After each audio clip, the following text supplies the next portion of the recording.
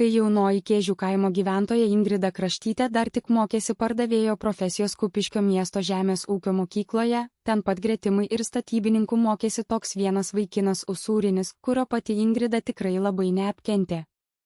Tuo metu šitas trečiakursis mokinys Usūrinis iš Mičiūniškio kaimo jau buvo ką tik pagaliau visiškai pabaigę savo paties mokslų gamybinę praktiką ir vėl grįžęs į profkę tik tam, kad laikytų savo profesijos baigiamuosius kvalifikacinius egzaminus.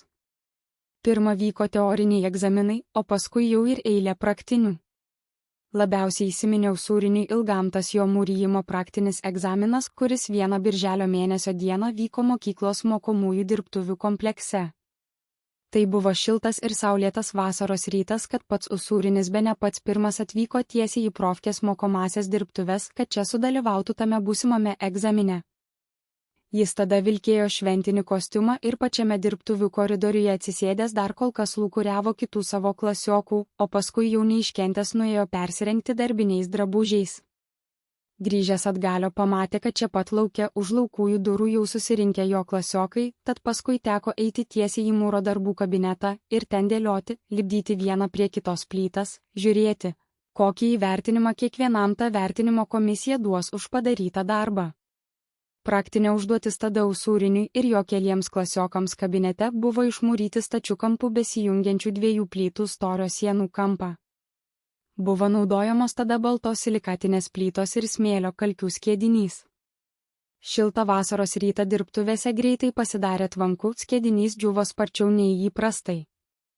Usūrinis per skubėjimą pirmąją plytų eilę paklojo idealiai neišvalęs pagrindo, todėl kampas pradėjo nežymiai bėgti į šoną.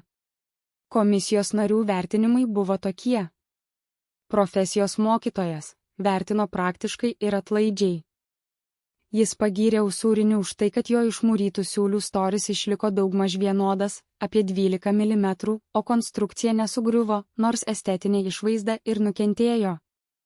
Miesto plytinės direktorius žiūrėjo iš verslo pusės.